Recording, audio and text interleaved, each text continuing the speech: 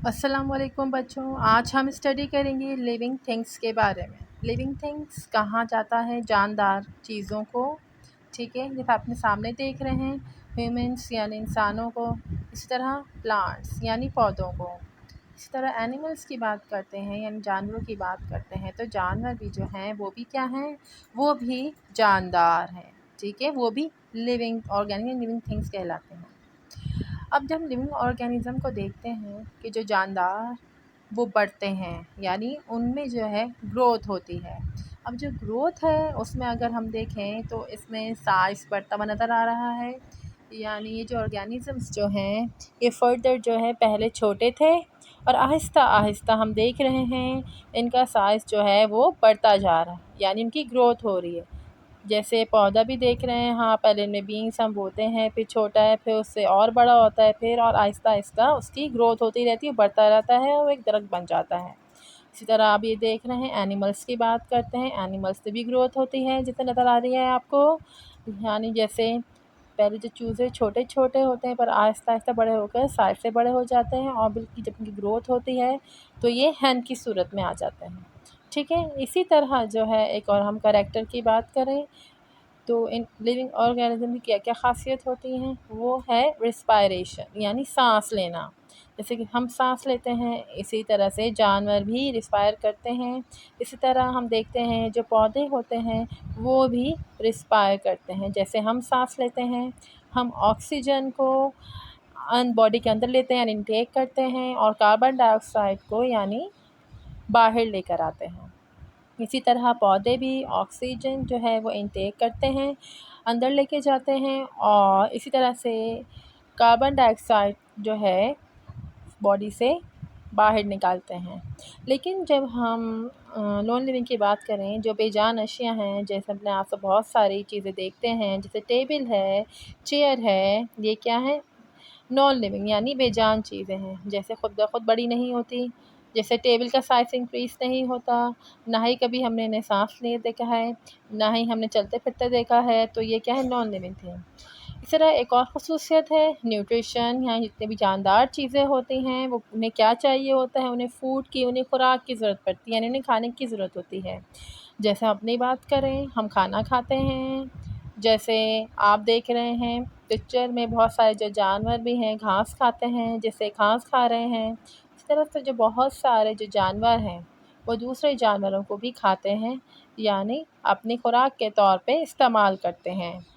जैसे कि आप देख रहे हैं, जितने भी जानदार हैं वो क्या कर रहे हैं, फ़ूड का इंटेक कर रहे हैं, यानी उनकी ज़रूरत होती है फ़ूड की खुराक की।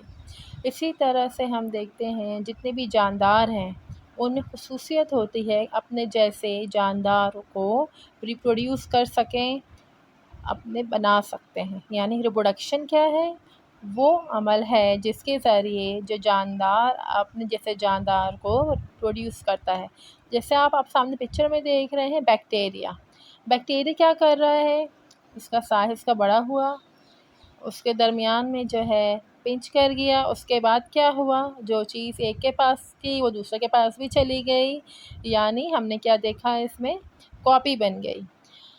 अब ये डिवाइड क्या हो गया, डिवाइड हो गया 2 में, पहले 1 सेल था, अब 1 से 2 सेल, यानी इसने अपने जैसा एक और सेल बना लिया।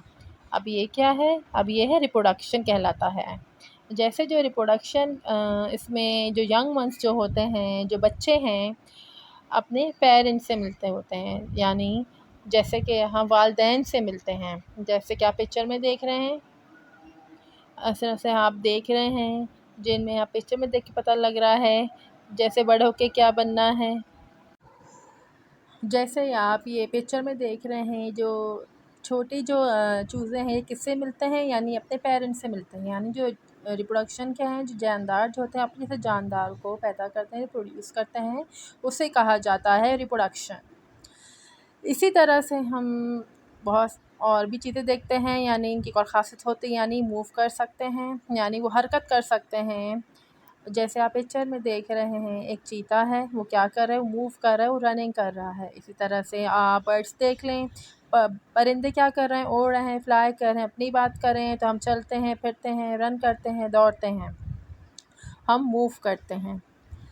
इसी तरह से एक और जो जानदार हैं, एक और हिंस होती है जिसे कहा जाता है सेंसिटिविटी कहा जाता है, यानी ख़ासियत होती है।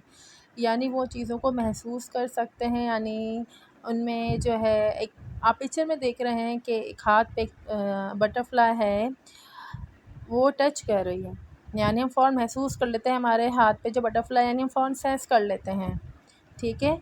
यानी हमारे जो आसपास माहौल में, हमारे जो एनवायरनमेंट में जो तब्दीलियाँ आती हैं, जो भी चेंजेस आ रहे होते हैं, उनके हम महसूस करने के बाद रिएक्ट कर सकते हैं। जैसे कि आप तितली की जगह अगर यहाँ पे कोई ख़तरनाक जानवर होता या कीड़ा होता, फ़ौरन से अपना हाथ जो है वो खींच लेते, हमारा रिएक्शन होता।